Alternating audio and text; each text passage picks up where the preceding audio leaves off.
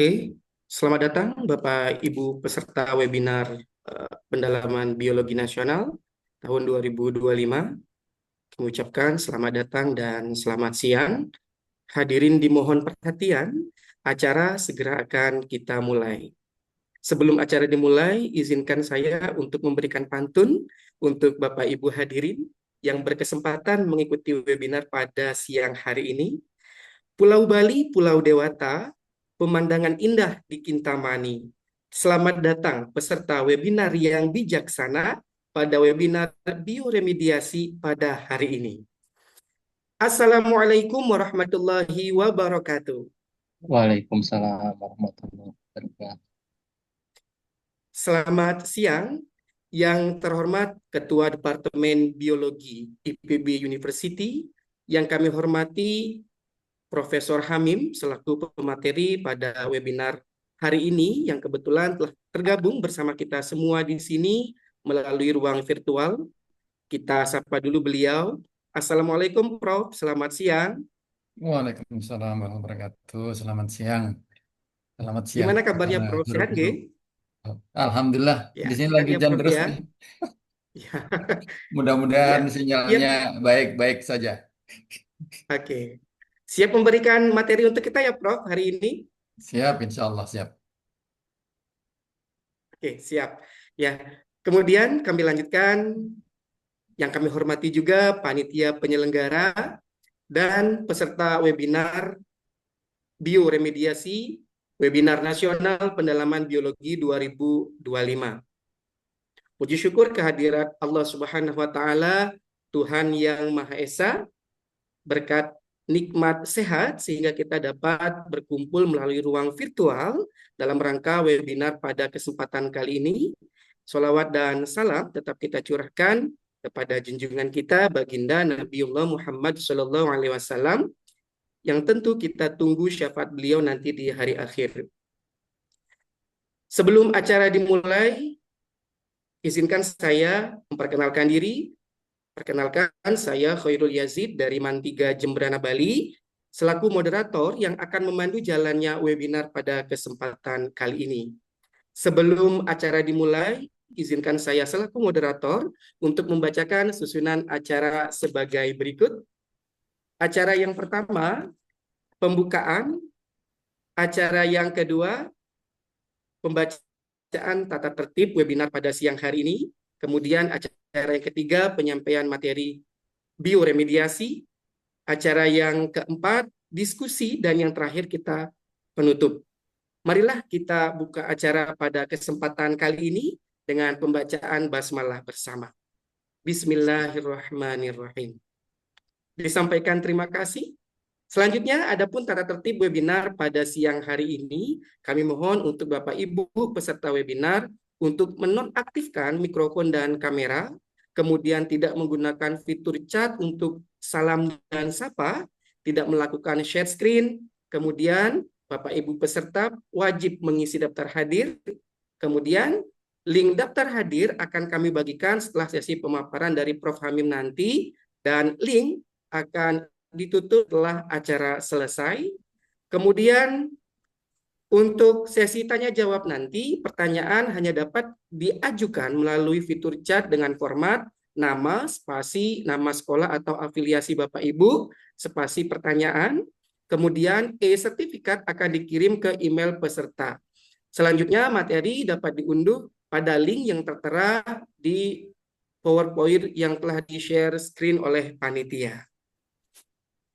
Kemudian Bapak Ibu yang kami hormati, luar biasa kita kesempatan hari ini bersama Prof. Hamim nanti akan membahas apa itu bioremediasi. Tentu mungkin dari kita sudah mengetahui bioremediasi itu apa, tapi hari ini kita memastikan kita akan menambah pengetahuan kita lagi tentang bioremediasi. Oleh sebab itu, kita lanjutkan pada acara berikutnya, yaitu pemaparan materi tentang bioremediasi. Dalam hal ini akan disampaikan oleh pemateri kita, Profesor Dr. Hamim MSI. Beliau merupakan seorang dosen dari Divisi Fisiologi dan Genetika Tumbuhan, Departemen Biologi FMIPA IPB University, Kemudian beliau menempuh pendidikan S1 di jurusan Agronomi, Institut Pertanian Bogor. Beliau menempuh gelar Magister di Biologi Tumbuhan, Institut Pertanian Bogor, dan menempuh gelar doktor di Environmental Plant Physiology, University of Essex, Colchester, United Kingdom. Beberapa publikasi ilmiah karya beliau seperti yang tertera di PowerPoint yang telah di-share screen oleh panitia, seperti yang berjudul Utilization of Duckweed in Phytomining of Gold Mine Telling and Its Potential to Produce Gold Nanoparticle yang ditulis oleh beliau tahun 2025. Kemudian ada juga Dark Septate Endophytic Fungi and Thiocyanate Induced Gold Accumulation of Brassica junci and Amaranthus spinosus grown on gold mine tailings yang ditulis juga oleh beliau tahun 2025. Tidak usah berlama-lama Bapak Ibu, mari kita ikuti bersama paparan materi yang luar biasa dari beliau nanti. Kepada Prof. Hamim, kami haturkan untuk memberikan materi. Baik, Assalamualaikum warahmatullahi wabarakatuh. Selamat siang, salam sejahtera buat kita semuanya. Semoga Bapak dan Ibu guru, khususnya seluruh panitia ya, senantiasa sehat walafiat dan selalu ada di bawah lindungan Allah Subhanahu wa taala. Izinkan kami untuk share ya.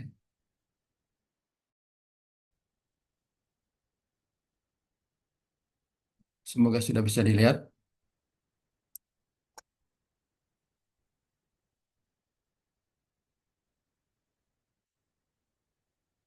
Sudah terlihat ya? Terlihat, Prof. Baik. Eh, Alhamdulillah pada kesempatan siang hari ini kita semua bersyukur ya kehadirat Allah Subhanahu wa taala Tuhan Yang Maha Kuasa yang telah melimpahkan kenikmatan sehingga kita pada siang hari ini bisa bertemu dalam suasana yang sehat walafiat dan suasana yang berbahagia ya. Dengan gambar yang warna yang hijau, biasanya mata kita akan merasa nyaman. Kalau gambar di depan kita itu hijau gitu ya. Tapi sebaliknya ketika di depan itu atau di depan mata kita ada sesuatu yang ya berantakan gitu ya, itu rasanya tidak nyaman. Nah, inilah barangkali sebagai salah satu betapa sebenarnya biologi memiliki peran yang penting. Makanya judulnya juga bioremediasi dari biologi untuk lingkungan bersih.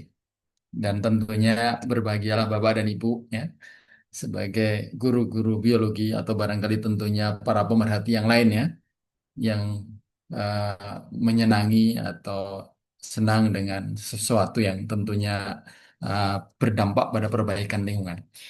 Baik, eh, saya mengawali dengan fenomena yang barangkali semua kita merasakan ya, betapa sebenarnya hari-hari kita akan selalu berhadapan dengan situasi yang menyebabkan terjadinya kerusakan, penambahan polutan, dan segala hal yang kita barangkali di semua sisi, ya, baik itu di kota, di desa, semuanya sedang kita hadapi situasi ini, ya, yaitu polutan ini dia dilepaskan, baik itu di udara, di air, di tanah, dalam jumlah yang begitu besar, ya. Tentunya kalau dilihat pada skop yang sifatnya seluruh dunia ya artinya pada disebut yang sikapnya global itu sangat besar sekali dan ini baik yang sifatnya polutan yang organik maupun inorganik dua-duanya tentunya punya dampak yang sangat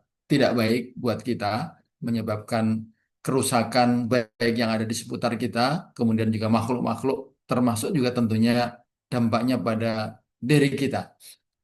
Nah, ini adalah contoh beberapa apa senyawa yang di dalam berbagai pustaka, terutama terkait dengan aspek bioremediasi itu disampaikan bahwa yang sifatnya organik juga jenisnya sangat beraneka ragam, sangat bermacam-macam, bahkan yang kita barangkali tidak sadari mungkin saja tidak berbau, mungkin saja tidak berwarna, tapi ada di seputar kita.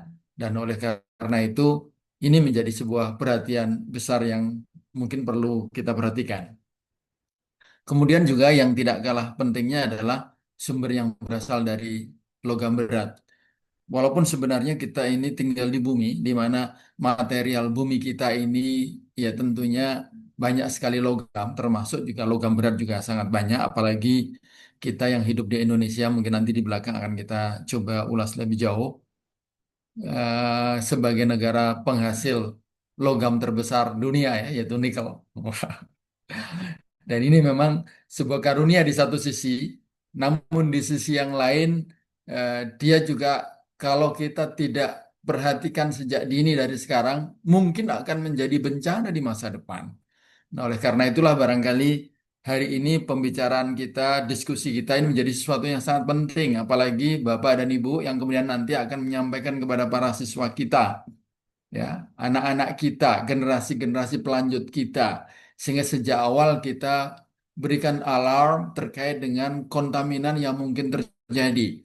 Walaupun sebagaimana disampaikan di sini, kontaminan, kemudian juga berbagai macam polutan itu tidak hanya sekedar dari alam saja, tetapi juga yang merupakan sesuatu yang berasal dari aktivitas kita, ya.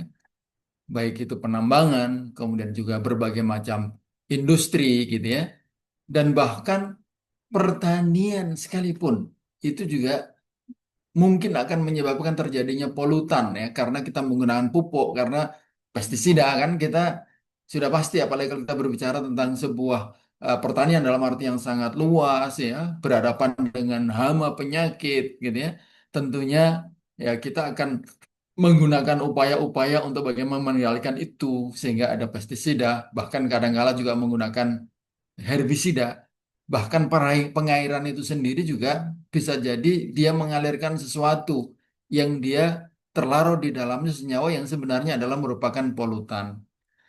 Bahkan tidak hanya itu ya, kalau industri ya kita semua udah paham lah. Sampah-sampah domestik yang kita buat. Nah, gitu ya. Termasuk kosmetika yang biasanya ibu-ibu nih. Yang para ibu kenakan, yang para ibu gunakan gitu ya. Kemudian apa namanya berbagai macam produk untuk kebersihan kita. Ini semua ternyata banyak yang dia itu mengandung metal, logam berat ya. Ya karena memang logam berat ini mematikan bagi mikrob gitu ya. Sehingga akhirnya digunakan sebagai bahan yang dipakai untuk mendesinfeksi, untuk membunuh mikroba gitu ya. Dan itu ada di sekitar kita. Sehingga sebenarnya sadar atau tidak sadar kita ibaratnya dikepung dari berbagai sisi tentang bagaimana kontaminan, bagaimana apa namanya polutan itu ada di seputar kita dan bahkan bisa jadi sesuatu yang kecil itu kemudian terakumulasi ketika kita berbicara tentang jaring-jaring kehidupan ya. Sesuatu yang kecil dimakan makhluk yang lebih besar ya. Dan bahkan dari produsen kepada konsumen tingkat satu, tingkat dua sampai akhirnya nanti menjadi kita sebagai manusia dalam bentuk akumulasi yang makin berat, makin besar ya. Ketika memang kita memakan pada level konsumen yang levelnya sudah lebih tinggi gitu ya. Nah, oleh karena itu, ini adalah merupakan perhatian penting bagi kita karena semua kita mengetahui bahwa dampaknya terhadap kesehatan kita manusia ya dan juga kalau kami juga dampaknya terhadap pertumbuhan juga sama bahwa berbagai macam polutan itu juga berpengaruh terhadap pertumbuhan tumbuhan bahkan juga kalau kita berusaha produksi juga produksi dan bahkan bisa juga menyebabkan kematian pada tumbuhan itu sendiri sehingga ini adalah menjadi sebuah perhatian kita bersama. Nah, oleh karena itu sudah lama sebenarnya manusia mempelajari ini semua dan mencoba untuk beranjak bagaimana kita memperbaiki kondisi lingkungan kita sehingga lingkungan kita yang tercemar itu terkurangi bebannya atau paling tidak ya kita bisa kalaupun tidak meniadakan sama sekali ya mengurangi sehingga dia tidak berdampak racun ya pada kita atau pada makhluk yang lain. Oh ya, sebelum saya lanjutkan, saya berbicara diberi waktu berapa lama supaya nanti saya tidak kelewat. Selama 1 jam, Dok. Prof. 1 jam 60 menit. sudah dengan diskusi atau belum diskusi? Pemateri, materi saja, Prof. Oke, baik. Terima kasih. Nah, ini ada beberapa eh, model pendekatan ya, bagaimana akhirnya kemudian kita melakukan sesuatu. Yang pertama, pendekatan yang biasanya memang bisa cepat dilakukan, yaitu adalah dengan melakukan pendekatan secara fisikokimia. Karena kita tahu bahwasanya senyawa-senyawa, termasuk juga gas, itu dia adalah merupakan bagian dari suatu komponen fisikokimia yang bisa ditiadakan, dikurangi, atau dibuang, atau dihilangkan melalui berbagai macam aspek yang terkait dengan fisikokimia dengan deeksavasi ya. Jadi diambil itu dipindahkan gitu ya, kemudian ditimbun, atau juga dilakukan sebuah upaya-upaya untuk kemudian dia diturunkan konsentrasinya, kemudian kadang juga dengan perlakuan suhu, bahkan dengan menggunakan eh, perlakuan kimia tertentu gitu ya, dengan suatu elektroreklamasi, sesuatu yang sebenarnya ini bisa dilakukan secara konseptual, walaupun sebenarnya memerlukan biaya yang sangat tinggi. Jadi apa yang dilakukan ini cukup tinggi dan oleh karena itu, terutama semua ya pihak ya, yang terlibat dalam kaitan dengan ini biasanya akan memandang bahwa ini adalah sesuatu yang sangat berat gitu ya. Dan oleh karena itu maka penelitian-penelitian yang diarahkan untuk mencari metodologi suatu cara yang dianggap efisien, kemudian juga low cost gitu ya, tidak terlalu mahal, terjangkau dan itu bisa dilakukan. Apalagi kalau misalnya itu adalah suatu kegiatan yang dilakukan oleh masyarakat gitu ya, maka ini akan menjadi sesuatu yang sangat baik. Sehingga pendekatan biologi menjadi salah satu alternatif yang dianggap efisien, efektif, dan sangat baik. Jadi kita mengenal istilah bioremediasi dalam arti yang umum, ya. Baik itu dengan menggunakan eh, mikroba, ya, bakteri, kemudian juga menggunakan kelompok yang masih relatif secara ukuran kecil, ya. Apakah itu cendawan, walaupun cendawan juga tentunya bukan bagian dari porokrea ya, dia sudah eukariot, tapi paling tidak dia masih banyak yang masuk ukurannya masih kecil. Kemudian ada juga alga gitu ya, atau yang kemudian banyak dilakukan secara masif ya, terutama ketika itu melibatkan lahan gitu ya, biasanya tumbuhan ya atau tanaman ya, yang kita kenal sebagai fitoremediasi ya. Biasanya memang kalau yang ukurannya relatif kecil sering disebut sebagai bioremediasi.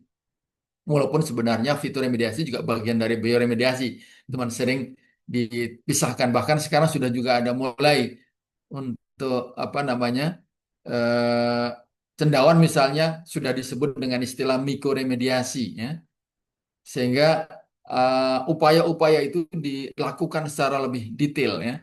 Nah, namun dari hasil penelitian-penelitian yang terkini menunjukkan bahwa kebersamaan dari entitas yang ada yang punya kemampuan untuk melakukan proses remediasi itu sebenarnya akan sangat baik dan bahkan itu yang dianggap paling efisien, yaitu mengkombinasikan antara tumbuhan ya, kemudian juga berbagai macam mikrob atau kelompok-kelompok yang relatif kecil ya.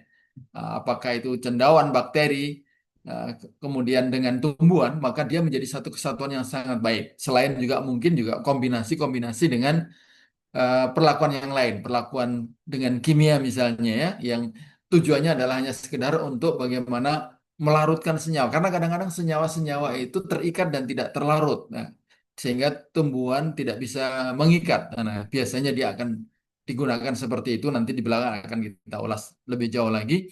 Sehingga kombinasi antara eh, yang besar ya, tumbuhan dalam konteks ini adalah fitoremediasi dengan mikrob yang ada bentuknya dalam bentuk cendawan maupun bakteri yang bekerja sama, berasosiasi maupun yang sifatnya free living ya dengan tumbuhan itu, walaupun dalam satu kesatuan ekosistem di situ dianggap dia yang paling efisien ya, paling efektif gitu ya. Dan ini adalah contoh-contoh yang sifatnya fisikokimia ya, memerlukan alat berat, bahkan kadang-kadang itu menggunakan bahan-bahan kimia tertentu yang digunakan untuk menurunkan, untuk mendeaktivasi atau bahkan mungkin eh, mencoba untuk direaksikan sehingga menjadi sesuatu yang lain. Tapi kadang-kadang dampaknya selain mahal, kadang-kadang juga punya dampak ikutan secara lingkungan yang sifatnya kurang baik. Nah, oleh karena itu, upaya-upaya yang sifatnya biologis menjadi salah satu pilihan yang sangat penting dan efektif, serta dipandang efisien. Oke, nah inilah yang kemudian kita masuk pada topik utama kita, yaitu tentang bioremediasi. Jadi secara umum, sebagaimana yang tadi saya katakan, bioremediasi adalah sebuah eh, teknik ya, atau suatu teknologi ya, bisa juga kita pandang seperti itu, yang memanfaatkan semua jenis organisme hidup, baik itu yang ukurannya kecil seperti bakteri, kemudian cendawan, ya, alga, ya, terutama mikroalga, ya, kemudian juga tumbuhan, ya, dan bahkan kalau di dalam referensi yang lain juga ada juga jenis-jenis hewan, ya, jadi terutama dari kelompok-kelompok hewan yang sederhana ya, dari kelompok eh, Avertebrata yang masih kecil-kecil gitu ya, itu juga kadang-kala juga menjadi bagian. Cuman saya mencoba tidak mengarah ke arah sana karena ini yang sifatnya lebih intens hubungannya karena kami lebih banyak bekerja dengan tumbuhan. Memang tumbuhan, kemudian jamur dan bakteri atau cendawan dan bakteri menjadi satu kesatuan. Dan ini semua adalah entitas yang dia berperan untuk mengatasi permasalahan lingkungan kita ya. Dalam hal ini adalah segala bentuk eh, senyawa ya, xenobiotik ya, atau senyawa-senyawa yang berbahaya itu untuk kemudian didegradasi, didetoksifikasi, atau mungkin diserap ya, sehingga dia di dalam tumbuhan itu atau oleh mikroba menyebabkan senyawa itu berubah menjadi sesuatu yang menjadi tidak toksik gitu ya. Atau kalau tumbuhan berarti nanti dia akan diserap, dipindahkan, dikurangi yang ada di tanah itu, kemudian nanti masuk ke dalam tumbuhan dan biasanya tumbuhannya akan diambil, ya, bisa diekstraksi, ya, atau bahkan mungkin nanti di belakang akan kita ulas di lebih lanjut yang kita kenal sebagai phytomining. Jadi memang ditambangnya dari tumbuhan, dari bio-ore. Ya. Kalau ore yang sifatnya umum kan ada di area yang akan ditambang, tapi ketika itu ore-nya adalah dari biologi atau dari makhluk hidup atau dari tumbuhan misalnya, nanti sering disebut bio-ore ya. Jadi suatu kontaminan yang ada di dalam situ. Ya kalau misalnya simpelnya ya kemudian nanti setelah itu dimusnahkan kan begitu bisa dibakar sehingga ini terkonsentrasi di satu tempat yang kemudian nanti bisa tentunya disimpan di tempat yang aman lah kira-kira gitu dan tidak menyebabkan terbawa kemana-mana. Nah ini adalah prinsip dasar dari bioremediasi. Nah, walaupun tentunya kalau kita berbicara tentang lokasi, ada yang sifatnya in situ, ada yang sifatnya ex situ, ini tergantung dari kondisi kontaminan, kemudian juga apa namanya tingkat meracunnya, atau juga fleksibilitas kemudahannya gitu ya. Memang yang paling mudah ya in situ, nah, ya di situ gitu ya. Di mana dia berada, disitulah dilakukan ya. Jadi proses itu dilakukan tempat di mana itu kontaminan itu ada. Tapi kadang-kala kan mungkin karena tempat terbatas atau bahkan kalau itu adalah lokasi yang bukan merupakan lokasi tempat pembuangan sehingga harus diangkut keluar, maka dengan cara ex situ ya, dia akan dibawa, kemudian nanti di sanalah diolah, dilakukan proses remediasi sehingga akhirnya dia menjadi sesuatu yang tidak beracun gitu ya. Tapi kalau kita lihat secara umum memang in situ itu udah lebih efisien, lebih lebih murah gitu ya, lebih mudah dan itu paling umum dilakukan. Kecuali kalau ada industri tertentu yang dia melakukan secara ex situ dengan cara mengambil kemudian di sana diolah kembali, apalagi dalam kaitan dengan proses yang kebetulan bisa secara ekonomi bisa menghasilkan sesuatu, itu mungkin dilakukan dengan model bioremediasi yang sifatnya ex situ. Ini beberapa terminologi mungkin saya tidak akan bahas lebih jauh karena keterbatasan waktu kita ya. Oke, nah ini adalah model yang barangkali menjadi pemahaman umum kita tentang bagaimana suatu lingkungan yang terdiri dari tumbuhan, mikroba, ya, itu dia bekerja sama untuk berinteraksi dengan lingkungan yang sifatnya polluted, ya, yang terpolusi, ya. Baik itu merupakan senyawa yang sifatnya senyawa organik gitu, ya. Karena banyak sekali senyawa-senyawa organik, bahkan termasuk juga di berbagai pustaka itu eh, bekas-bekas sisa obat, ya. Saya pernah mendengar dalam sebuah diskusi di televisi, ya, bahwa kita masih belum sadar bahwa obat-obat yang kita beli kadang-kadang berlebih. Kita buang-buang aja langsung di sampah gitu. Padahal sebenarnya harusnya obat-obat itu kalau berlebih harus dikembalikan gitu, ya. Nah sekarang kan masyarakat mengatakan kembalikannya kemana kan gitu, ya. Tidak semua tempat. Nah disitulah kemudian dilakukan. Nah itu diantaranya bahan-bahan yang sifatnya organik walaupun barangkali itu adalah obatnya. Menurut kita bahasa kita adalah obat. Maupun juga yang sifatnya metal.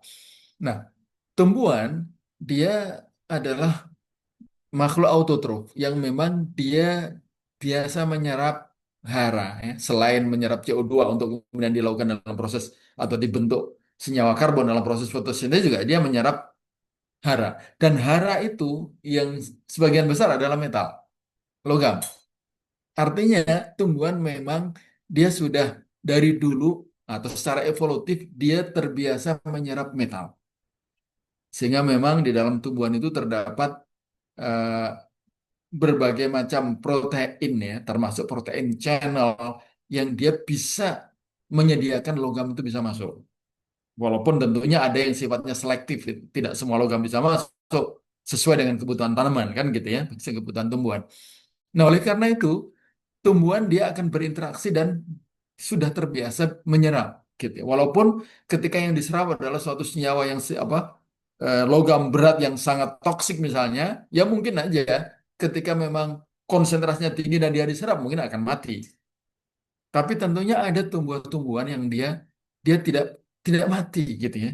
Walaupun dia ada di lingkungan yang sifatnya toksik. Ya, karena itu tadi, karena memang secara natural tumbuhan memiliki kemampuan itu dengan perakarannya. Dan bahkan ketika tumbuhan itu berasosiasi dengan mikrob, baik itu bakteri maupun cendawan, cendawan misalnya, dia justru akan semakin memperluas perakaran sehingga titik singgungnya dengan area di lingkungannya selain hara mungkin juga termasuk logam-logam berat atau senyawa-senyawa yang lain termasuk senyawa karbon yang dia titik singgungnya akan diperluas dengan adanya misalia dari cendawan atau juga karena adanya bakteri-bakteri yang banyak sehingga akan semakin menguatkan. Itulah sebabnya saya katakan bahwa konsep ini adalah konsep keterpaduan, ya, saling bekerja sama dalam entitas itu yang di dalamnya kemudian keberadaan enzim, keberadaan berbagai macam mekanisme, termasuk juga mekanisme yang sifatnya selektif, ya, dari tumbuhan, sehingga misalnya dia bisa diserap tapi tidak terakumulasi di dalam apa namanya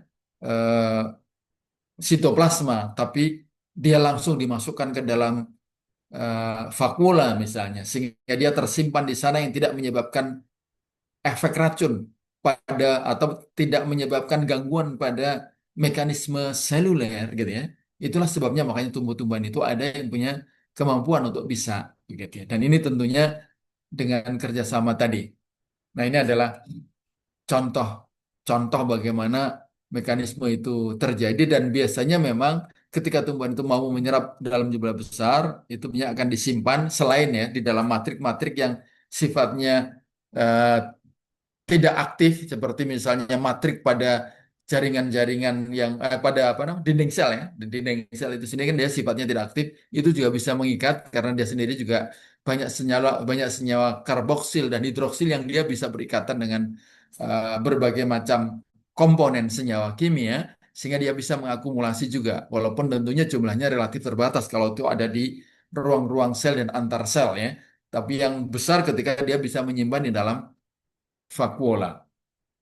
Nah, sehingga memang terutama dalam kaitan dengan yang sifatnya eh, aplikasi, selain bentuk menggunakan mikroba yang untuk apa suatu bentuk-bentuk polutan tertentu seperti organik atau minyak bumi gitu ya, yang sifatnya hanya berada di permukaan. Tapi kalau yang sifatnya ada di tanah yang relatif tebal, banyak gitu, umumnya tumbuhan menjadi satu komponen yang sangat penting. Nah, ini yang kemudian kita masuk pada aspek yang kita kenal sebagai fitoremediasi ya. Jadi dikenal secara khusus dengan fitoremediasi. Saya kira konsep ini sudah kita banyak tahu ya. Ada fitostabilisasi, fitofiltrasi, fitoekstraksi, fitodegradasi, fitovolatilasi gitu ya.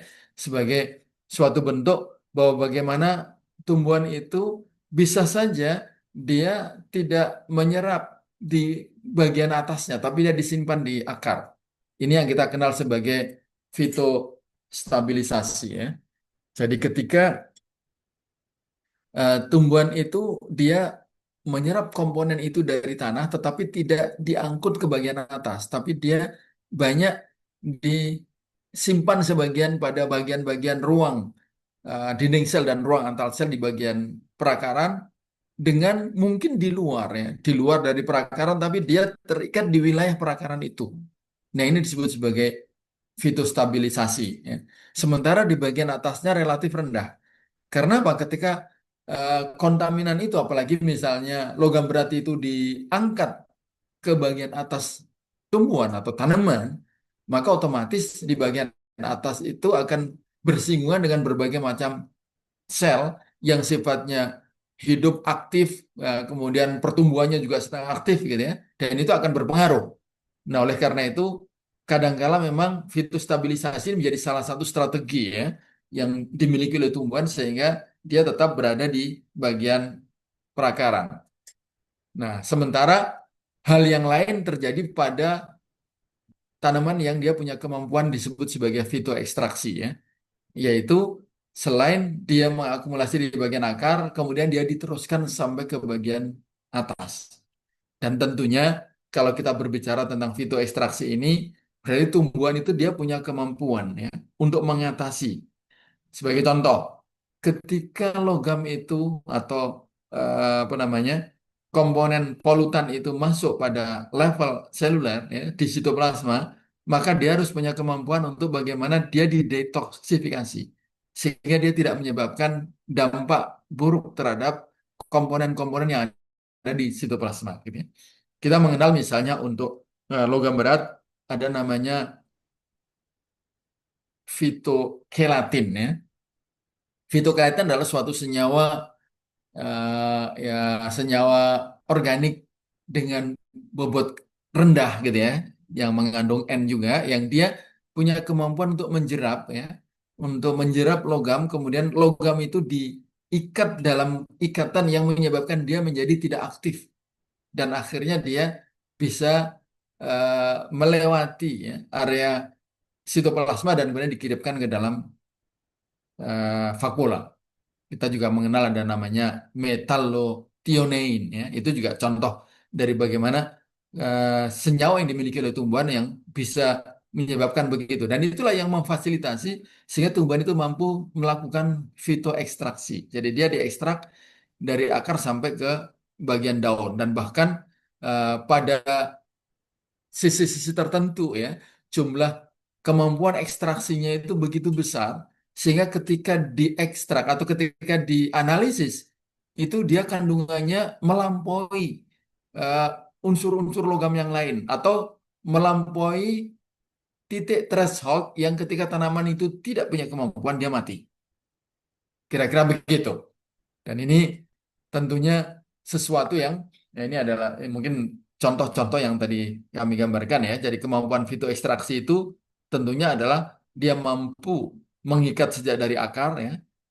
Kemudian dari akar itu difasilitasi untuk bisa masuk dan kemudian sampai ke xilem dan setelah disilem dia akan diserap dan masuk ke bagian bagian yang ada di atas, khususnya sampai pada ke daun ya. Dan di daun ini juga demikian, dia akan diikat oleh suatu senyawa yang sifatnya bisa mendetoksifikasi ya, sehingga dia menjadi tidak aktif ya. Dan akhirnya dia dimasukkan ke dalam vakuola dan di vakuola yang besar inilah dijadikan sebagai eh, tempat untuk menyimpan ya berbagai macam logam. Oke, nah ini adalah contoh perbedaan antara yang hiperakumulator dengan non hiperakumulator. Ya, walaupun sebenarnya hiperakumulator punya persyaratan tertentu, disebut sebagai hiperakumulator itu ya memang dia menyerap sampai pada konsentrasi yang sangat besar dan dia ditarik sampai ke atas. Kalau non hiperakumulator bisa jadi dia hanya menyimpan di bagian bawah saja, dia tidak ditarik ke atasnya. Nah, saya menggambarkan di sini salah satu contoh publikasi yang ditulis oleh namanya Gale ya. Gali yang dia menuliskan tentang Asia Tenggara, termasuk Indonesia. Dan ini gambar eh, yang luar biasa menarik karena apa? Titik-titik merah itu adalah gambaran tentang area di mana tanah ultramafik itu berada. Jadi ada tanah namanya tanah ultramafik ya, atau serpentin. Tanah yang dia biasanya mengandung logam sangat tinggi. Makanya jangan heran kalau kita ini menjadi negara dengan penghasil nikel terbesar di dunia ya. Karena memang nikel itu ada di wilayah mulai dari Kalimantan Timur gitu ya, kemudian Sulawesi ya, ini ada di yang merah-merah ini ya, sampai termasuk Sulawesi Tenggara ini juga cukup besar, Maluku sampai ke Irian. Dan peta ini menggambarkan betapa sebenarnya hotspot dari area ultramafik itu ada di kita, gitu ya. Sehingga ya itu tadi, jangan heran ketika rame nikel gitu ya, karena memang surganya nikel itu ada di kita, ada di negeri kita gitu ya, di satu sisi. Tapi ya itu tadi, dia potensi ya yang tadi saya katakan, potensi yang menyebabkan bagaimana nanti ini berdampak kepada lingkungan yang kita ya secara biologis itu tentunya adalah sangat besar.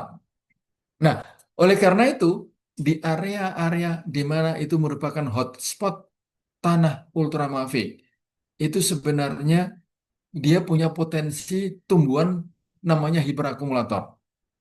Hiperakumulator adalah suatu tumbuhan yang punya kemampuan untuk menyerap logam berat dalam konsentrasi yang sangat-sangat tinggi. Tidak hanya sekedar tinggi, ya, sangat tinggi. Jadi kalau threshold umum pada tanaman itu biasanya hanya 100 miligram atau 100 ppm. Tumbuhan itu umumnya 100 ppm itu sudah sifatnya toksik. Nikel itu kan sebenarnya hara esensial kan, tapi dia hara mikro ya, hara mikro ya. Nah, karena memang hara mikro, sehingga dia sebenarnya dibutuhkan dalam jumlah kecil. Jumlah besarnya dia akan bersifat toksik. Nah, tumbuhan normal itu dia maksimum hanya sekitar 100 miligram. Tetapi ada tumbuhan namanya tumbuhan hiperakumulator yang dia bisa menyerap sampai lebih dari 1.000. Sehingga khusus untuk nikel itu disebut sebagai tumbuhan hiperakumulator apabila dia punya kemampuan untuk menyerap lebih dari 1.000 ppm, 1.000 miligram per kilogram. Nah, ini adalah hiperakumulator. Nah, artinya apa? Artinya tumbuhan jenis ini adalah tumbuhan yang dia punya kemampuan untuk mengakumulasi nikel banyak. Dan oleh karena itu, tumbuhan hiperakumulator ini di beberapa negara dijadikan sebagai tumbuhan untuk memproduksi nikel. Nah, jadi terutama di negara-negara yang area nikelnya itu atau kandungan tanahnya itu nikelnya rendah. Karena rendah, kalau dia ditambang dengan tambang konvensional, nggak menguntungkan atau nggak efisien maksudnya. Tapi ketika dia ditanami tanaman di situ, kemudian diekstrak tanamannya, maka dia efisien. Karena apa? Karena tanaman mengakumulasi nikel dalam jumlah yang besar di dalam jaringannya, apalagi kalau bisa sampai 10.000 ppm gitu ya. Maka ketika tanaman itu berangkasnya diambil, kemudian diekstrak, maka dia akan lebih mudah dibandingkan dengan mengekstrak dari tanah yang konsentrasinya rendah. Kira-kira begitu ya. Ini adalah peran dari tumbuhan hiperakumulator. Walaupun tentunya tumbuhan hiperakumulator yang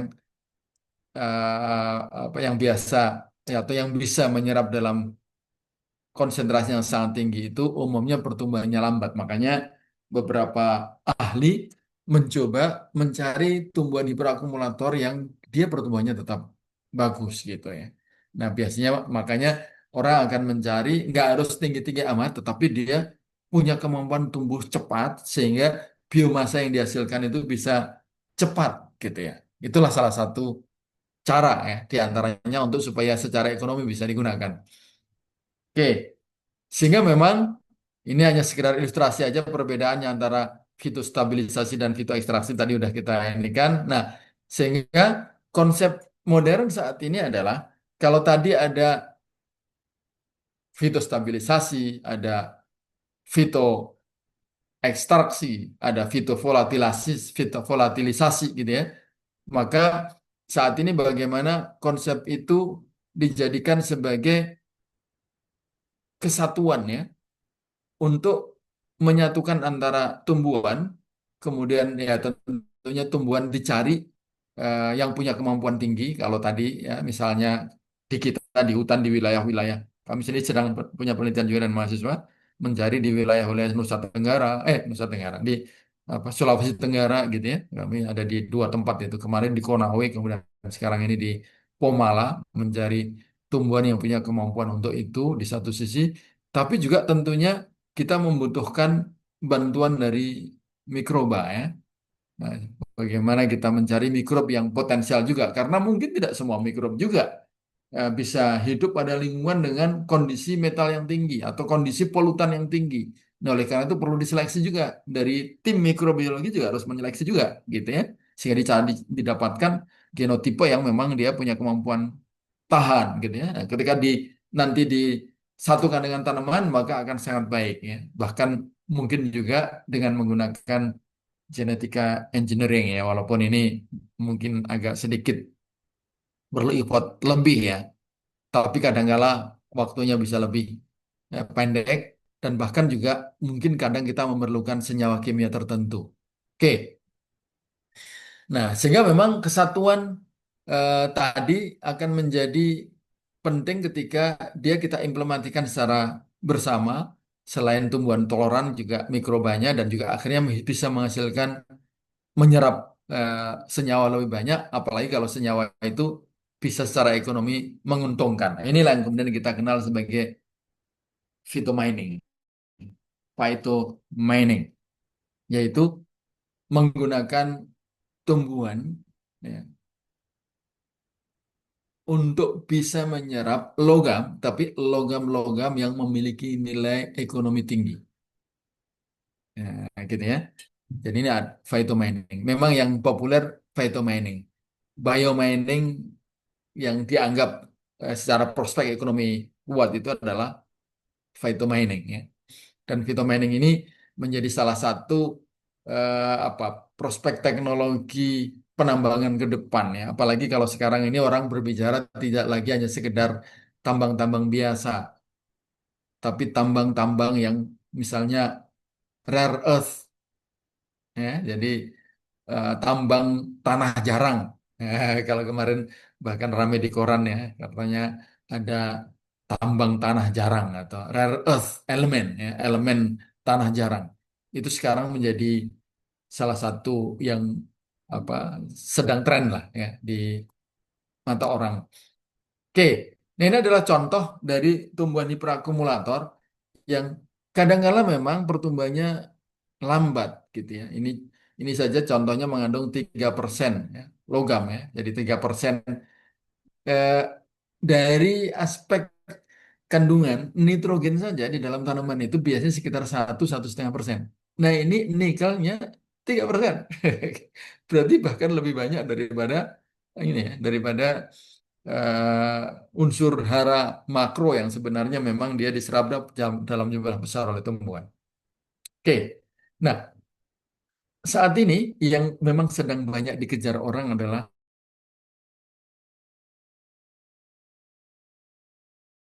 ya, saya tidak tahu ya kenapa. Nah, oleh karena itu banyak sekali beberapa negara mereka mencari jenis-jenis tumbuhan yang dia punya kemampuan untuk menyerap nikel, bukan sekedar untuk membersihkan lingkungan yang kita kenal sebagai.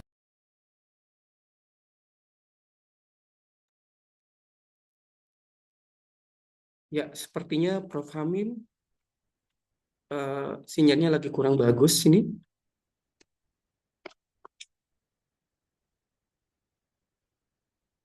Mohon izin untuk selamat datang kembali, Prof. Masih di mute, Prof. Maaf, tadi tiba-tiba hilang ya. Oke, Sebentar, ya, saya ini lagi, saya share lagi. ya. Silakan, Prof. Bisa dilanjutkan materinya. Iya, sebentar saya share lagi. Mohon maaf, kayaknya nggak tahu ini bebannya lagi banyak yang online di sini kali.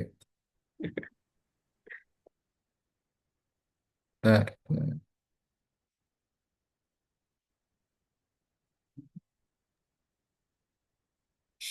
Ini adalah salah satu contoh ya, tumbuhan itu bisa alisum. Kalau yang gambar ini, yang gambar di kanan ini adalah Pilantus bulgogi. Jadi Pilantus bulgogi ini adalah jenis tumbuhan yang kalau dipotong itu getahnya nikel gitu. Jadi kalau di dulu di Jawa ada istilah otot kawat balung besi gitu ya. Ini pada pada tanaman ini ada ini. Ada tanaman yang kalau dipotong itu keluar nikel gitu. Menunjukkan betapa sebenarnya dia menyerap kondisinya dalam jumlah yang besar. Dan ini yang dicari ya. Ini yang dicari. Ini contoh yang 16% kandungan nikelnya di dalam, tapi di dalam sap ya, bukan total tanaman ya. Jadi sap itu, ini apa namanya, subflow-nya ini, jadi cairan tanaman ini kalau diambil itu 16%-nya sini nikel. Ini yang terkenal ya, salah satu. Dan ini di Sabah loh, adanya di Sabah, di kepalanya burung kita, yang Malaysia ini yang ya, yang ini kan. Nah, oleh karena itu ini salah satu penemunya adalah Van der N ya dari beliau dari ini ini ya kebetulan ini ya, Antonio van der N itu yang bagian belakang itu adalah peneliti yang senior ya, peneliti yang banyak penelitian terkait dengan phytoremediation, phytomining, dan dia disebut sebagai extreme nickel hyperaccumulation ya pada Pilantus balgoi. Ini kebetulan adanya di Borneo, tapi Borneonya belum kita identifikasi oleh kita. Adanya di Borneo di kepala burung di Sarawak, gitu ya. Artinya saya sendiri juga meyakini pasti ada di kita, pasti ada, nggak mungkin penyebaran hanya di situ saja kan gitu ya. Oke, nah ini tadi kan kita banyak ininya ya. Nah kemudian dari apa namanya dari aplikasi phytomining sudah dilakukan, diekstraksi sehingga hasilnya tanaman itu kemudian diambil dan akhirnya diperoleh logam mulia. Jadi istilah phytomining karena memang dia digunakan atau mentarget logam-logam mulia. Logam mulia bisa emas, bisa apa? Kalau tadi kita bicarakan banyak nikel, bisa platinum gitu ya. Bahkan bisa ya itu tadi plutonium misalnya kan. Bisa rare earth ya. Jadi rare earth senyawa-senyawa jarang itu semua ya walaupun tentunya tergantung jenis tanaman apa yang dia punya kemampuan untuk suatu logam-logam mulia tertentu. Nah, inilah yang sebenarnya menjadi sebuah PR besar dan menjadi salah satu yang mungkin para peneliti mencoba untuk mencari gitu ya. Oke, ini adalah contoh bagaimana phytomining itu diambil, kemudian setelah itu nanti diekstrak tanamannya dan akhirnya diperoleh materi tanamannya ini sehingga didapatkan bisa emas, bisa tergantung dari apa yang tujuan utamanya kita. Ini yang tadi gambar. Nah, ini adalah contoh-contoh yang sudah dilakukan di beberapa negara, di Australia, kemudian di Amerika ini dengan menggunakan alisum, alisum murale. Ini adalah tanaman bentuknya apa herba, ya. Jadi tanaman herba yang tidak terlalu tinggi, tapi punya kemampuan pertumbuhan yang cepat dan dia bisa diekstrak untuk menghasilkan nikel. Kandungan nikelnya walaupun tidak sebesar seperti yang Balgoyi tadi, tapi dia pertumbuhannya cepat karena memang penting sekali kalau yang pertumbuhannya cepat itu kan berarti secara operasional juga akan lebih efisien. Inilah contoh-contoh dari produk yang dihasilkan dari situ. Nah, sehingga memang sebenarnya eh, phytomining nanti arahnya adalah menjadi ke arah agromining ya. Agromining ini sebenarnya ya sebagaimana seorang agronomi dia tidak memproduksi biji buah dari tanaman itu, tetapi dia mengambil logamnya ya. Jadi agromining. Dan ini dibutuhkan tentunya adalah tumbuhan yang punya kemampuan untuk mengakumulasi atau kita kenal sebagai tumbuhan akumulator atau bagus sekali kalau dia adalah hiperakumulator untuk logam-logam tertentu yang spesifik gitu ya. Kemudian pertumbuhan tanamannya itu cepat, kemudian dia punya kemampuan untuk melarutkan logam di beberapa, tapi tentunya kalau tidak ya harus harus dibantu ya dengan yang tadi yang chemical assisted ya istilahnya. Jadi senyawa kimia yang diberikan bentuknya bisa kelator, bisa lixivian. Lixivian ini adalah senyawa yang biasa memang untuk melarutkan. Sehingga contoh ya, emas itu ketika dia ada di suatu tanah misalnya atau di batuan, enggak larut dia. Karena enggak larut nggak akan bisa diserap tanaman. Nah, supaya tanaman bisa menyerap, maka dia harus diwujudkan dalam bentuk emas yang terlarut. Ketika dia dalam terlarut, maka akan diserap oleh tanaman. Nah, inilah perlunya lixivian. Hmm. Kemudian juga setelah itu dia punya tanaman bisa menyerap, ya, tergantung jenisnya dan juga nanti akan dipanen.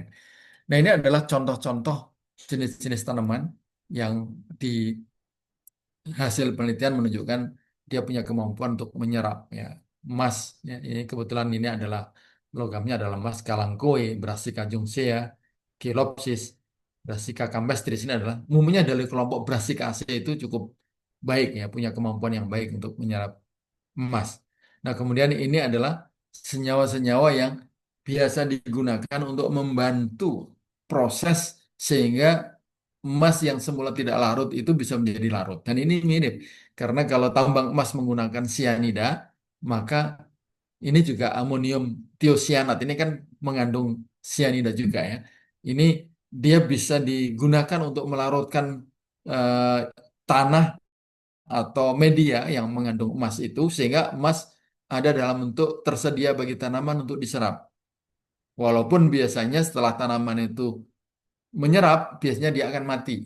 Ya, mati karena memang efek ini sendiri itu akan menyebabkan semua senyawa-senyawa logam itu terlarut semua. Ketika terlarut masuk dia ibaratnya dihirup oleh tanaman ya tanaman itu ketika tinggi dia akan mati.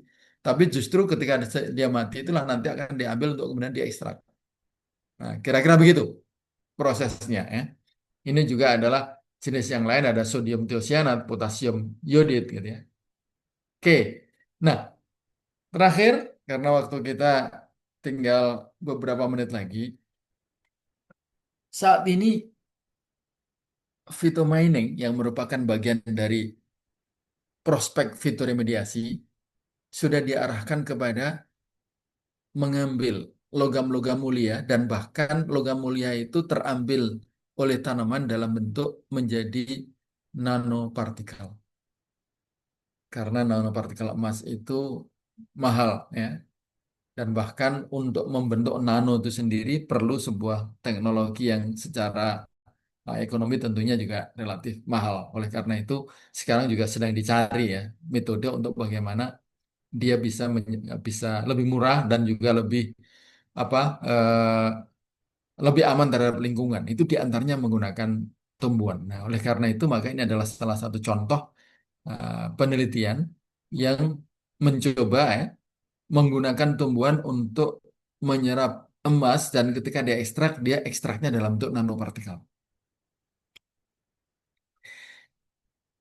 Kami dengan mahasiswa S2 tadi juga sudah ditayangkan ini oleh moderator ya, Pak Khairul ya, bahwa ini adalah penelitian kami yang terbaru tahun 2020. Sebelumnya kami sudah melakukan juga beberapa penelitian, tapi ini yang terbaru itu kami mengkombinasikan antara tumbuhan dalam hari ini ada amaranthus sama brassica.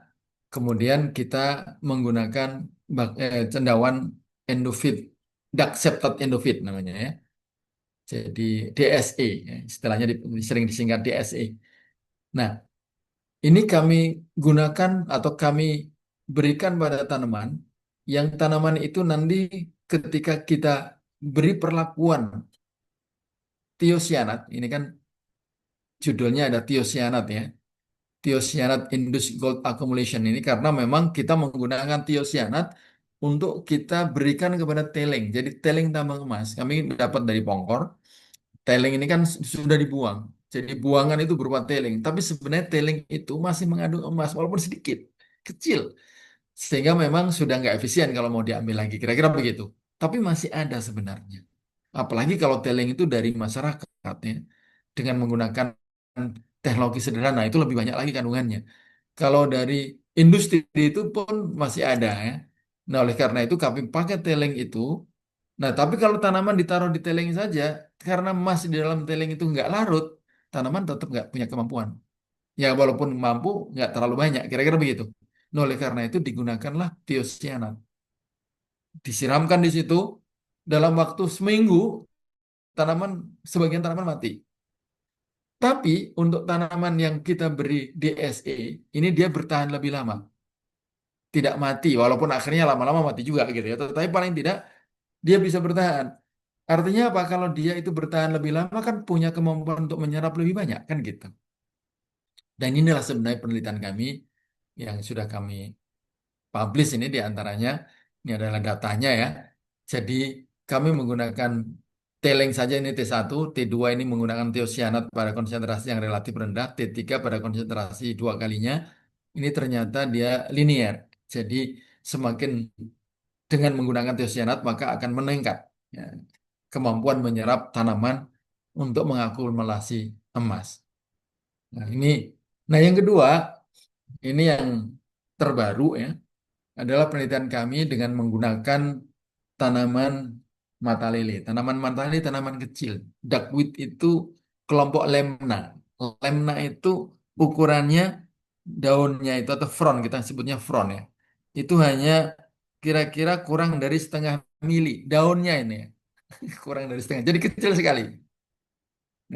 Nah, inilah yang kita tanam pada media, yang medianya itu kami ekstrakkan dari teleng. Jadi teleng yang dalam bentuk padat itu diekstraksi, kemudian dicairkan, kemudian digunakan sebagai media, dan akhirnya tanaman duckweed ini atau mata lele itu kita tumbuhkan di situ, dan ya ternyata dia punya kemampuan ya untuk menyerap. Nah, yang menarik adalah ini adalah contoh dari bagaimana proses eh, apa nanopartikel itu terbentuk. Nanopartikel terbentuk ketika tanaman itu dia akan berubah menjadi warna pink atau warna merah. B, C, D ini adalah duckweed duckweed yang kita beri perlakuan dengan teleng, kemudian dengan konsentrasi yang berbeda-beda. Semakin ke kanan, D ini makin tinggi, 500-nya. 500 mili, 500. Prof, mohon izin Ya, waktu ya. materi 2 menit lagi, Prof. Baik, Terima tinggal kasih. dikit lagi. Nah, yang menarik adalah pada E ini adalah tanaman itu dia berubah menjadi merah ketika kita beri perlakuan dengan emas murni. Ini emas murni ya. Jadi emas murni yang dari itu kita larutkan, kemudian tumbuhan ini kita tumbuhkan dan berubah menjadi warna ungu. Jadi sementara yang A ini adalah kontrol yang tidak menggunakan. Jadi seperti yang saya katakan, ketika dia diberi, ya pasti akan mati. Tapi sampai pada fase tertentu, hasilnya adalah dia mengalami peningkatan. Nah, dari 100 gram, 250 dan 500 gram dia mengalami peningkatan walaupun yang tertinggi ternyata 250 gram ya karena mungkin yang 500 gram ini sudah mati duluan, kira-kira begitu. Dan tentunya yang paling tinggi adalah pada Mas Murni, ini Mas Murni yang paling kanan itu. Dan ini kita dapati bahwa betul ketika dianalisis terutama pada Mas Murni itu terlihat partikel nanonya dengan berbagai macam ukuran kita dapatkan. Oke, sebagai kesimpulan bahwa bioremediasi menjadi salah satu solusi efektif ya di dalam mengatasi pencemaran lingkungan kita, baik itu pencemaran yang dari pencemaran organik maupun non-organik, dan ini tentunya adalah merupakan sesuatu yang ke depan akan semakin dibutuhkan, dan kita punya potensi besar ya, sumber daya genetik yang sangat baik sebagai hiperakumulator. Karena apa? Karena ada di wilayah hotspot yang memiliki kandungan logam yang sangat tinggi yang tadi saya sebutkan ya. Dan oleh karena itu upaya untuk mengarahkan fitoremediasi menjadi phytomining jadi penting. Karena apa? Karena orang kalau berbicara hanya perbaikan lingkungan nggak tertarik. Tapi kalau perbaikan lingkungan yang bisa menghasilkan sesuatu, nah ini tuh nggak tertarik. Oleh karena itu mengkombinasikan, termasuk juga kombinasi dari berbagai eh, komponen biologis akan menjadi penting, dan akan sangat baik ketika phytomining ini memiliki nilai tambah sehingga dia secara ekologis untung dan secara ekonomi juga untung. Nah, inilah barangkali apa yang kami sampaikan hari ini. Memang rentangnya luas, tapi mudah-mudahan bermanfaat buat Bapak dan Ibu, memberikan wawasan dan juga mendorong anak-anak kita untuk lebih banyak belajar ya, karena masih terbentang ibarat lautan luas yang perlu kita jelajah. Mungkin demikian. Sekali lagi semoga kita bisa mengambil manfaat dan semoga keberkahan selalu ada dengan kita. Assalamualaikum warahmatullahi wabarakatuh. Waalaikumsalam warahmatullahi wabarakatuh. Terima kasih Prof. Hamim, luar biasa penyampaian materinya. Tentu ini menambah wawasan kita bersama untuk bagaimana sih bioremediasi, fitoremediasi. Luar biasa penyampaian dari Prof. Hamim. Prof, di fitur chatroom sudah luar biasa banyak sekali pertanyaan dari Bapak Ibu peserta webinar pada sore hari ini. Tapi sebelum itu kami informasikan kepada Bapak Ibu peserta webinar untuk mengisi link presensi yang sudah di-share oleh panitia di fitur chatroom. Sekali lagi kami informasikan kepada seluruh peserta webinar pada kesempatan hari ini bahwa fitur link presensi sudah di-share oleh panitia di chatroom. Kami mohon untuk bisa diisi. Luar biasa Prof. Fahmi membuka wawasan kita bersama bagaimana fitoremediasi itu sekarang lagi tren ya begitu Prof. G. Banyak sekali Prof. Pertanyaan yang luar biasa dari Bapak Ibu peserta webinar telah menunggu gitu ya di ruang chatroom. Nanti kita akan bacakan satu persatu dan langsung ditanggapi oleh Prof. Hamim. Sekali lagi, Baik, terima kasih. Mungkin ya, ini aja supaya waktunya efektif. oke. Kita tayangin aja, kita lihat aja ya. Saya akan langsung merespon ya. Iya, iya Prof. Walaupun nanti moderator boleh milih lah. Cuman saya akan Ya, merespon dari depan aja. Siapa yang duluan, maka dia akan dapat duluan. Yang bertanya duluan maksudnya. Boleh begitu oke. kan? Boleh Prof, boleh. Boleh. Boleh, oke. Ya, Di sini saya lihat dari Campea ya, dari Campe. Kebetulan saya juga di Campe nih. Adakah ciri-ciri khusus yang spesifik pada tumbuhan? Nah, kalau ciri-ciri yang sifatnya khusus mungkin agak sulit kita kenali karena ini aspeknya adalah aspek fisiologis ya, sesuatu yang terlihat di dalam. Tapi ciri-ciri khusus itu bisa kita lihat begini. Kalau kita ada di area yang tercemar, di situ ada tumbuhan, maka tumbuhan ini berarti punya tumbuhan adalah tumbuhan yang memang punya kemampuan untuk itu. Gitu. Makanya tadi kenapa saya katakan kita punya hotspot nikel, makanya di area-area itu mungkin akan kita jumpai. Tapi ke sana bukan setiap tanaman ada, tapi diuji nanti dia memang tinggi atau tidak. Tapi potensinya besar. Jadi kira-kira begitu ya. Artinya inilah pentingnya keilmuan. Jadi memang tidak bisa langsung begitu saja, perlu diuji. Eh, Karena kan kita punya perangkat. Kalau untuk nikel saat ini ada namanya nickel pepper test yang bisa kita bawa ke lapangan, kita ambil tanaman, kita tempelkan. Biasanya kalau warnanya pink atau merah, berarti ada nikelnya tinggi. Nah, gitu. Jadi jangan dilihatin, wah, daun-daun semua sama warnanya hijau. Gitu ya. Tapi di balik hijau itu ketika ditempelkan ternyata ada sesuatu yang menempel atau yang berubah warna yang menunjukkan bahwa ada. Jadi kira-kira begitu ya untuk yang pertama. Kemudian yang kedua, Mas Aditya, ini terkait dengan udara Jakarta yang mengandung mikroplastik ya. Saya lihat juga di beberapa berita ini agak ramai. Bagaimana fitoremediasi ya. Jadi fitoremediasi untuk mikroplastik saat ini juga sudah mulai. Beberapa menggunakan eh, mikroalga, beberapa menggunakan tanaman-tanaman yang sifatnya kecil ya. Dan memang di sini beberapa peneliti juga sudah mulai mengidentifikasi beberapa jenis mikrob ya, terutama bakteri yang bisa mengurai karena memang ini terkait dengan bagaimana itu bisa diurai. Silahkan searching di beberapa jurnal yang terbaru. Tahun 2005 juga ada ya terkait dengan itu. Cuman saya kebetulan tidak menampilkan bahwa ini ada. Apakah masyarakat bisa secara mandiri? Ya tentunya perlu ada kebijakan lah ya. Kalau masyarakat secara mandiri, kalau sifatnya hanya sekedar nanam itu mungkin. Tapi kan ini tidak begitu ya. Ini tidak begitu. Dan oleh karena itu, ini kayaknya perlu ada kebijakan. Ya, tentunya kebijakan itu dua, mengurangi penggunaan plastik karena mau tidak mau kalau itu sumbernya kita kurangi ya akan berkurang. Tapi kalau tidak, ya akan selalu ada. Walaupun sudah diremediasi, akan muncul lagi. Makanya harus ada kebijakan dari dua sisi.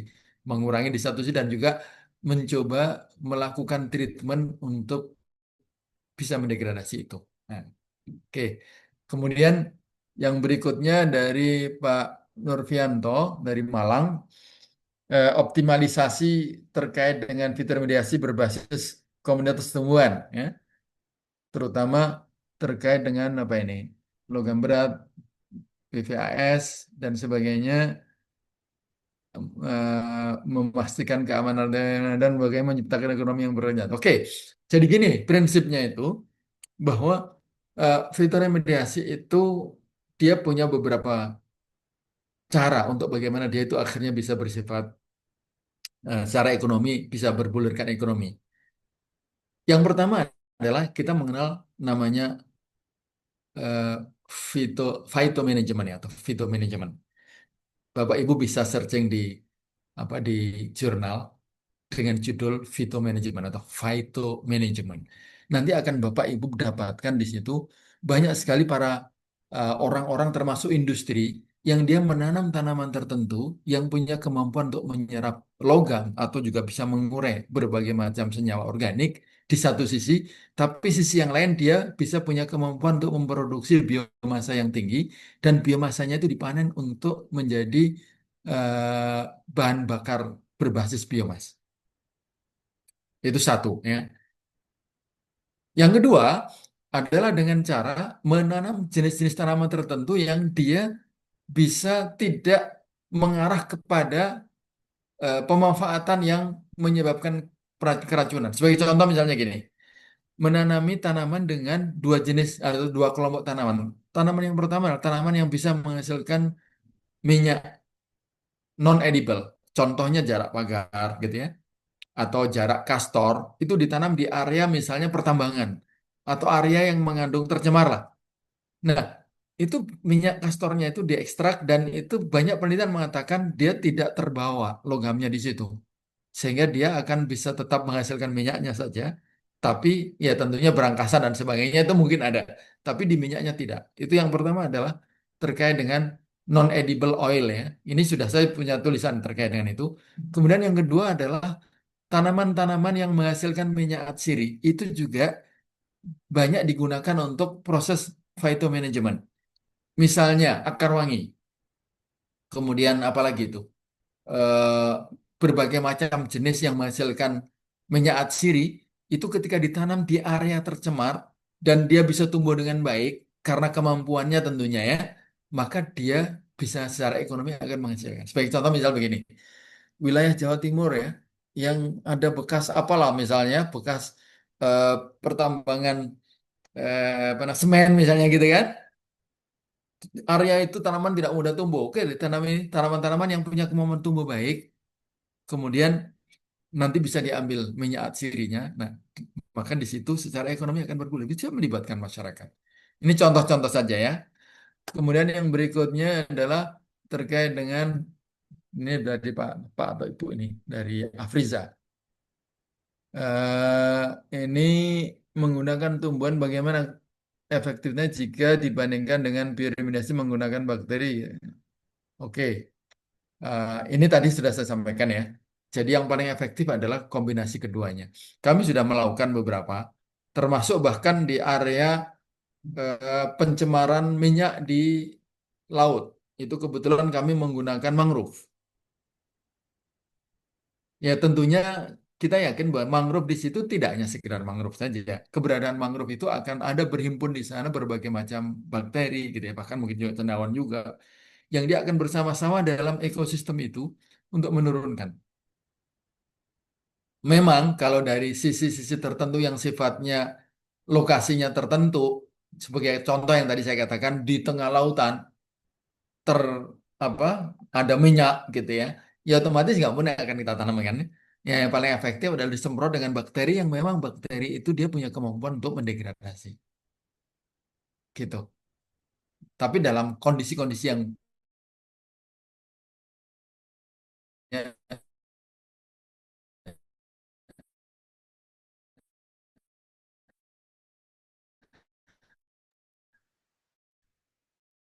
Mohon maaf, Prof. Sepertinya sinyalnya kurang bagus.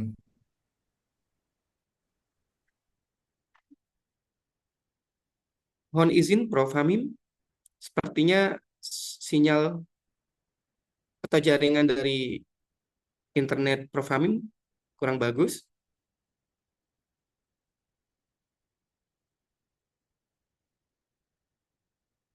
Sebelumnya kami informasikan juga kepada Bapak Ibu peserta webinar untuk kami silakan mengisi presensi. Link sudah di-share oleh panitia di fitur chatroom. Sekali lagi kami informasikan mohon maaf kepada terlempar iya, lagi. ya, alhamdulillah. Silakan Prof. Hamim bisa dilanjutkan. Oke, mudah-mudahan untung chatnya chatroomnya nggak hilang. Oke, kemudian eh, saya kira kalau kalau debu itu hampir semua tanaman ini ya. Jadi tanaman itu bisa juga membantu lah. Sifatnya memang bukan menghilangkan secara langsung gitu ya. Tapi paling tidak keberadaan tanaman itu akan memerangkap atau mengurangi ya terjadinya sirkulasi debu itu sehingga dia akan terakumulasi di wilayah situ.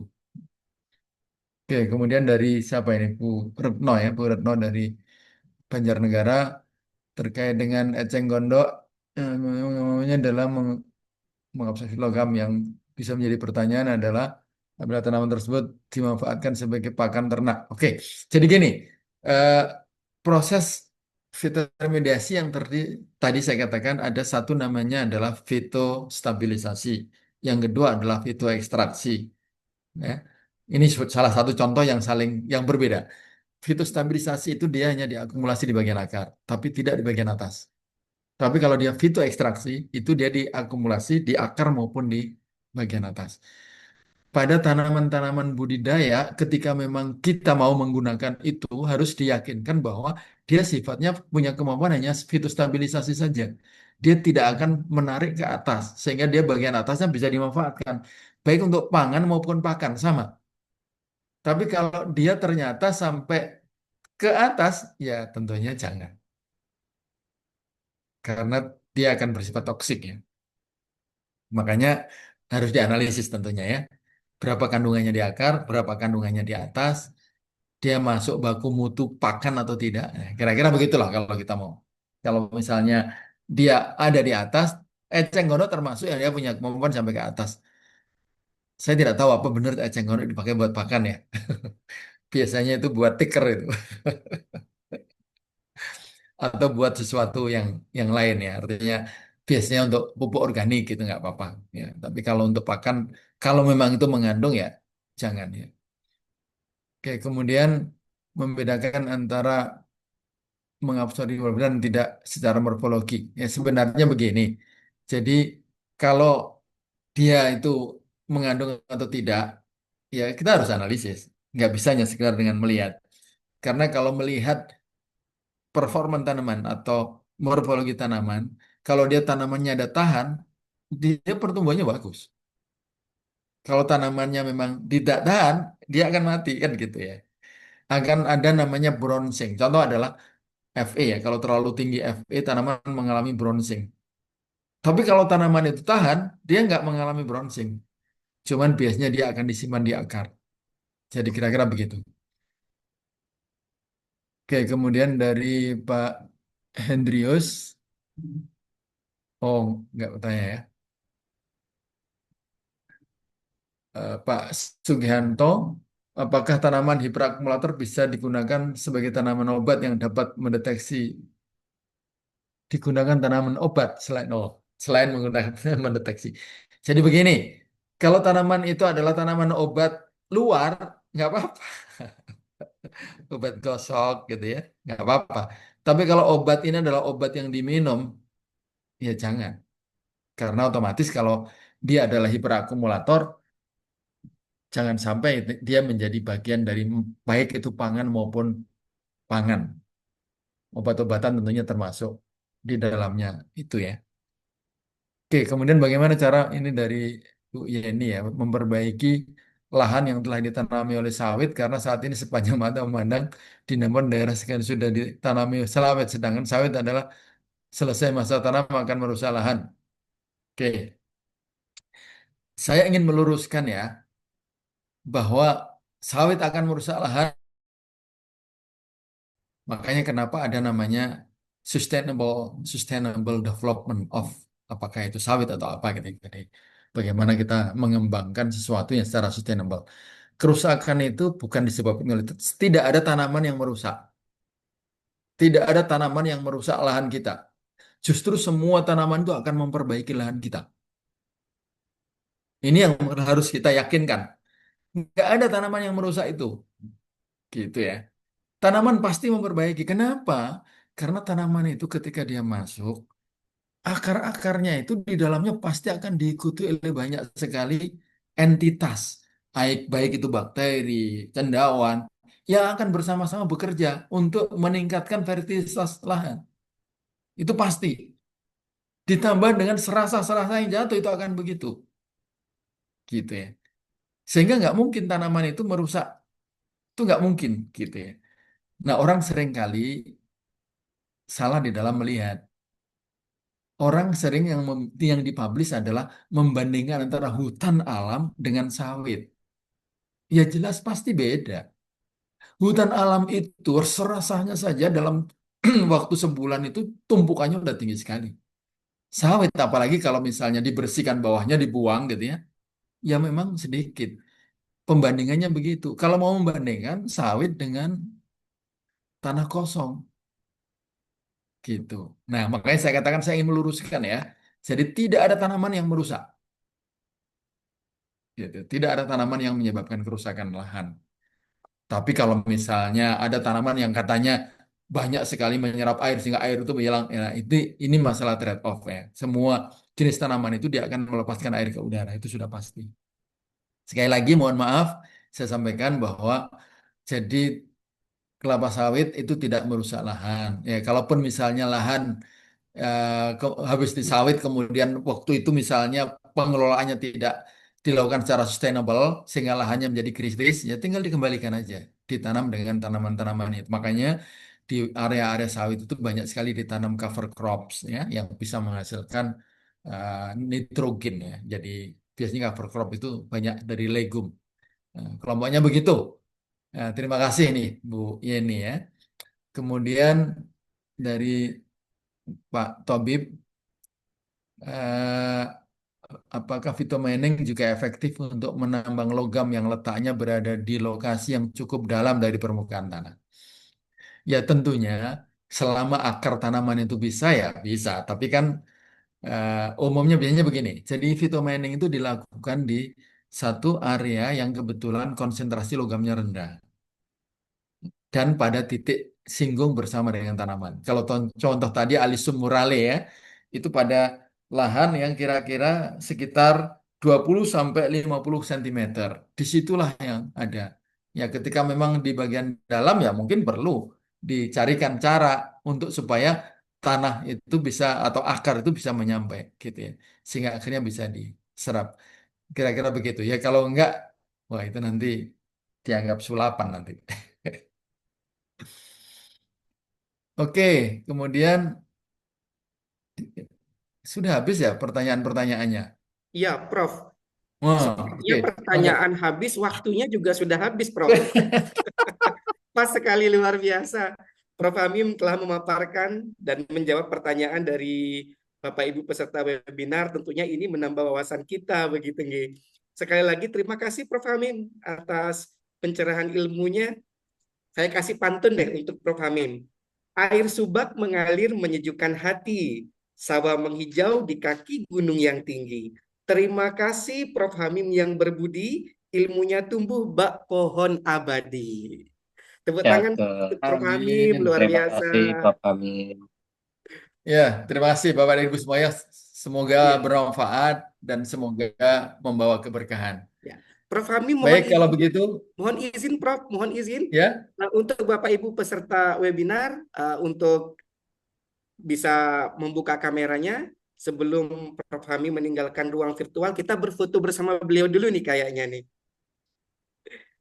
Ya, silakan Bapak Ibu peserta webinar untuk meng-on-kan kameranya, kita berfoto bersama Prof. Hamim terlebih dahulu. Mohon izin Bu Tinia, Iya, bisa mohon diambil maaf, dokumentasi kita Bapak pada Ibu hari ini. mohon maaf, jangan chat dulu ya, supaya nggak keluar gambar chatnya. Baik, ini ada 9 slide, berikan senyum yang terbaik. sambil berfoto, saya juga boleh dong membaca puisi pantun. Oh, Oh, boleh banget Pak, oh boleh dong Prof, silakan. Ya, silakan Boleh, Prof, luar boleh. ya Ya biasa. silakan Pak, sambil sambil saya berfoto foto. ya. Iya Pak, silakan. Bunga mawar, bunga melati, Cakep, Cakep, Cakep. burung di taman nyaring bernyanyi. cakep, cakep. Berbahagia cakep. para peserta, berbahagia para peserta webinar biar remediasi. Semoga alam kita semakin lestari. Masya Allah, Cakep, Prof. Luar cakep. biasa. Cakep, Masya Allah. Cakep, cakep. Sebentar ya. Slide 1, silakan. Terpesona sama ini nih Pak, pantunnya jadinya lupa foto. Baik ya, slide pertama. Sudah ya, kalau sudah saya Ya, mohon izin. ya Bapak silakan. Terima kasih banyak Bapak. Terima kasih Prof, luar biasa. Yang Terima lain kasih, masih lanjut sehat-sehat ya. Saya Prof. lanjut foto slide Sama-sama, kedua Mangga. ya. Oke. Ya. Slide kedua. Assalamualaikum warahmatullahi wabarakatuh. Waalaikumsalam Assalamualaikum warahmatullahi warahmatullahi wabarakatuh. Waalaikumsalam. Waalaikumsalam wabarakatuh. warahmatullahi wabarakatuh. Makasih, Prof. Oke, slide ketiga. Sebentar ya, Bapak Ibu, berikan senyum terbaiknya. Oke, slide ketiga dulu ya. Ada 9 slide, harap bersabar. Saya langsung kirim ke grup webinar ya. Slide keempat.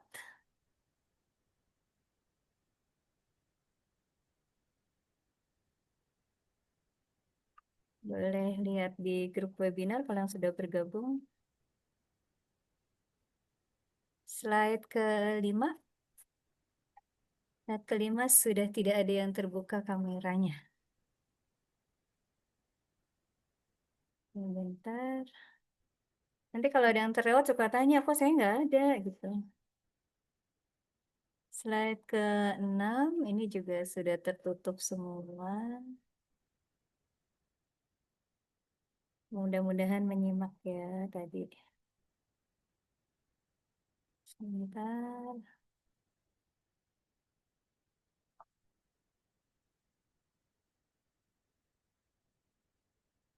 Slide ke-7.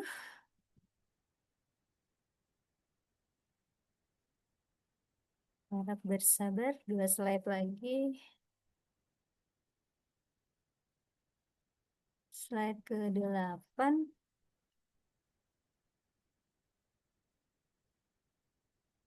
Satu slide lagi.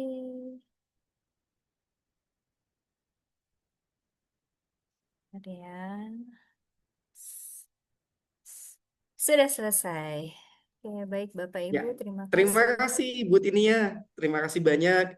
Bapak Ibu peserta webinar yang saya hormati, luar biasa pemaparan materi dari Prof. Hamim tadi dan semangat dari Bapak Ibu sekalian. Bapak Ibu kami informasikan untuk informasi webinar selanjutnya, Bapak Ibu dapat mengunjungi atau memfollow akun media sosial dari Departemen Biologi IPB University, kemudian dari akun Instagram Fusi Bioma yang tertera pada share screen PowerPoint berikut. Silakan sekali lagi kami informasikan Untuk informasi webinar seri selanjutnya, Bapak Ibu dapat mengakses pada akun media sosial Departemen Biologi IPB dan Fusi Bioma. Bapak Ibu peserta webinar yang luar biasa, tidak terasa waktu telah menunjukkan akhir dari pertemuan kita pada kesempatan hari ini. Terima kasih atas semangat dari Bapak Ibu. Kemudian semoga ilmu yang kita dapat dari Prof. Hamim tadi dapat kita implementasikan untuk siswa-siswi kita atau nanti mahasiswa, dan kita dapat aplikasikan untuk menjaga alam kita.